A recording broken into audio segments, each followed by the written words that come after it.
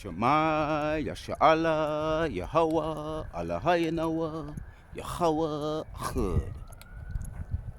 Shema, Yasha'Allah, Yahweh, Allahayanawa, Yahweh, Chud.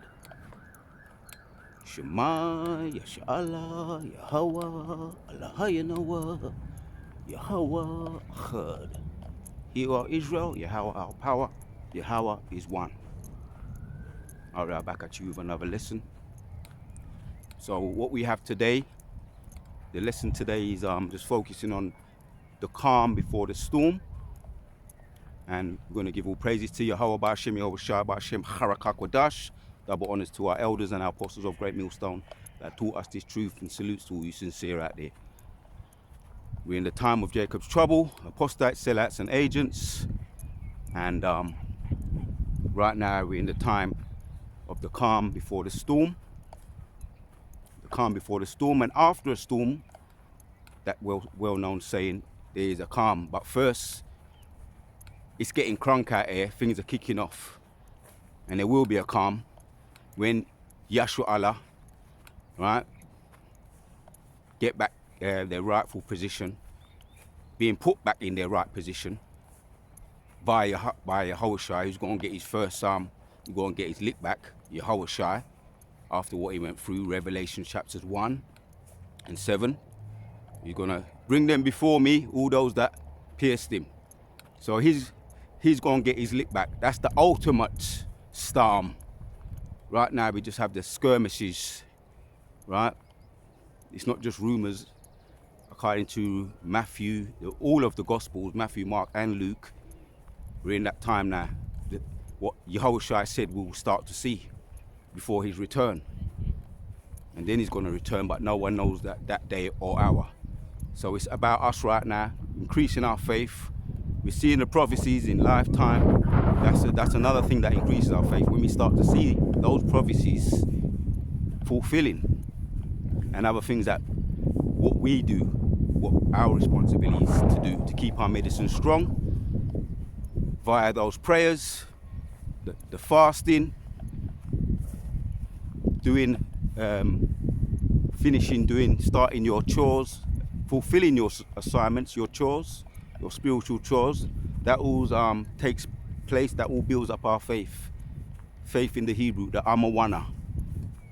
So we want to build up the Amawana, or the Amawan, the faith.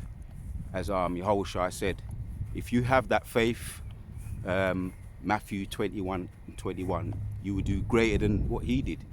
When he rebuked the fig tree, and it was no longer producing figs, and even greater, if you have faith the size of a mustard seed, you will be able to move mountains. So we're in that time now where because it's getting crunk out here, as he said. Let me hit a precept. It's going to be a quick one while I'm out here getting my forest bathing on. So Revelations chapters 3 and 10 says, because thou hast kept the word of my patience, I also will keep thee from the hour of temptation. That's where it's building. That's where it's building to. That's the focus. That's what we're building up our faith for, the Amma one. You know what I mean? So that's what we're looking forward to. And all the things that Yahushua said, if you have faith the size of a mustard grain, you will move mountains. And anything you ask in my name, you shall receive. That's the first thing we want to ramp up. It's ramping up our air. Esau's throwing the kitchen sink. But it doesn't matter. When that time comes, we're going to be doing spectacular things. And then eventually we're going to pick it up and dash it back at him. Right? That's the true men of the Lord, the so-called superheroes. But we're building up our faith to that when they're coming like a flood. So we want to, Revelation 3 and 10, because thou hast kept my word, the word of my patience, I also will keep thee from the hour of temptation which shall come upon all the world to try them that dwell upon the earth. All the world has to be tried, and yeah. So we have to be tried, purified in the proper sense, refined, and then tested. That we're the real deal. Lord willing, we stand up to the fire and the temptations which is refining us as we're going through it now. But that's what Yahushua said to his disciples when he was on the earth. You're going to do greater than what he did. And what did and all the things that he did, he says, wasn't even written. Couldn't be written. It was too much. And he done marvelous things that we know of, and certain things that we're yet to find out that wasn't written. So as it's getting crunk out here, as it's getting out here, we're going to be able to meet it head on. But right now we're in the quiet before the storm. We're going to get into some of the things in a little bit more detail in some of the sit downs as time goes on. And brothers have experiences and testimonies. Right, we're going to hear some real out of this world things that we're going to start to see. I'm speaking in the spirit right now because that's what Yahushua said. We're going to do some great things, even greater than Yahushua himself. So, reading on, behold, I come quickly, hold thy fast which thou hast, that no man take thy crown. Yep, the most envious man who wants to take our crown is going to try to seduce us, as it says in Wisdom of Solomon. Going to try us, he's going to try and seduce us to take away our crown through many various things. What was mentioned in Maccabees with the mother and her 7 children. We had a little glimpse through that. So we've got things to look at, to focus on, to keep our eyes simple. All the things that are going to keep us, right, help us to endure to the end. Keeping our medicine strong once again, asking to increase our faith. Yahweh Sap, Lanaya, Lanawa, Amawana, help us to increase our faith. Lord, help us to increase our faith. Amawana, the Amawan. So that's where we're at right now. And it's going to get crunk out here, as we know. As it's all, as the scriptures say. As a matter of fact, let me hit one of them in the Gospels. One of my favorites. Because what is Trump's received multiple so-called peace prizes, and what does the scripture say? Let me hit that. The scripture in 1 Thessalonians 5 says, "For when they shall say peace and safety, then sudden destruction cometh upon them." Receiving the peace prize from various so-called heads or puppet heads, the one of Venezuela and others too. And we know he ain't no one. We know he's a warmonger. So that was just well, that was a fulfillment of scripture. It was a symbolism. It was just a symbolism, because he hasn't accomplished anything. As we know, he's the one that's taken leading the charge. Nero 47, he's doing his thing, and we ain't surprised that he's how he's acting. We're not surprised, because it's all the Most High is just using him as his left-hand side sword, as the scriptures done tell us that would happen. So we hear all these outlandish talks, building statues, monuments, resurrecting the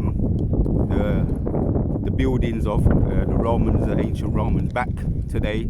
That's also giving us, helping us to see that, yeah, he's definitely him coming back, Nero coming back. He's representing and he's showing that he's there. You know, with all the symbolisms and the signs that we see, we can see that in the spirit, and the Most High is letting us, making it more even clear to us, putting out his witchcraft, his monuments to Satan. The signs are there clear for us to see, because the Most High gave us the eye salve. So they're talking about the peace and safety and sudden, but then what? Sudden destruction. So this is the quiet before the storm. And I heard that that phrase. We've known of that phrase, but it's a good phrase because we're at that time now. In the spirit. In the spirit, we're at that time now. So let me hit the last one. Now this was Yehoshua, this is in red letters, talking to his men, his elect men. Luke 21, and we're going to end with this.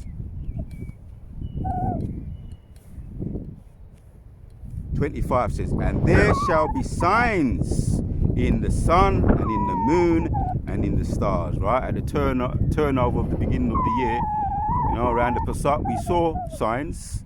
There was quite a few signs, stars and moons, pink blood moons, which, you know, the pink is just a derivative of the blood, which the blood represents what's coming upon the earth. Yes, there will be a lot of that. A lot of deletions, as I've been saying. Spirit's been on me to keep going into that, talking about there's going to be a holy Psalms 110. Going to fill this place with holy deletions. So those are the signs. Mosai showed us those signs. Oh, the crows also over there as well. The crows, which we know crows, crows represent. It's an omen nomen for what's coming upon the earth. And we see them over there. That was over there for 2 days. So-called Tel Aviv, flying over Tel Aviv. The people was it almost brought the traffic to a standstill. The crows that was on the floor, on the cars, on the bridges for 2 days. So it's clear for us to see. The Most High gave us the eye souls. Be signs in the sun and in the moon and in the stars, and upon the earth distress of nations that cannot be refuted, with perplexity, the sea and the waves and the roaring. And don't forget when we saw those ice, what those ice was doing over there in certain states over there in America. Perplexity, people getting grabbed up. For the most part, northern tribe, but both northern and southern tribes are getting grabbed up. Just picked up, beaten up, brought to certain places and getting beaten up, lumped up, jacked up. And we know they've prepared executions, places for executions in the concentration camps. We went into that. So these are the signs what we're seeing, which is as the scriptures say, the perplexity, right? Perplexity, the sea and the waves roaring. Yeah, that could represent mankind. Unsteadiness, uneasiness, waters, waving, destabilizations of countries. And that's all this devil's done since he's been on the earth. That was his job anyway. Harbinger of death. And he's coming, he's doing a good job, as our elders always remind us, our elders and apostles and big brothers. Give him a round of applause for fulfilling his assignment, his side of the bargain, and he's fulfilling it down to the T. Right? Perplexity, the sea and the waves roaring, men's hearts failing them for fear and for looking after those things which are coming on the earth.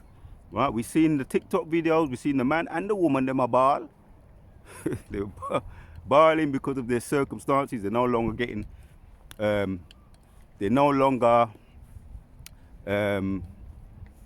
they call that? The silver spoon. They no longer have the silver spoon treatment. The white privilege treatment is being, and the red carpet is being, just being dragged from under their feet as they're walking. The red carpet, royalty, silver spoon treatment. So yeah, they're crying, their hearts are failing for them. But that's, like I say, there's still, even with all the things I've mentioned, there's more, because it's still the quiet before what's coming upon the earth. And it's going to real get crunk. And when Yehoshua returns, that's when it's really going, you know, as I like to say, that's the grand finale. You're going to get crunk out here. Yeah? Men's hearts failing them for fear and for looking after those things which are coming on the earth, for the powers of heaven shall be shaken. Yeah, Isaiah 13.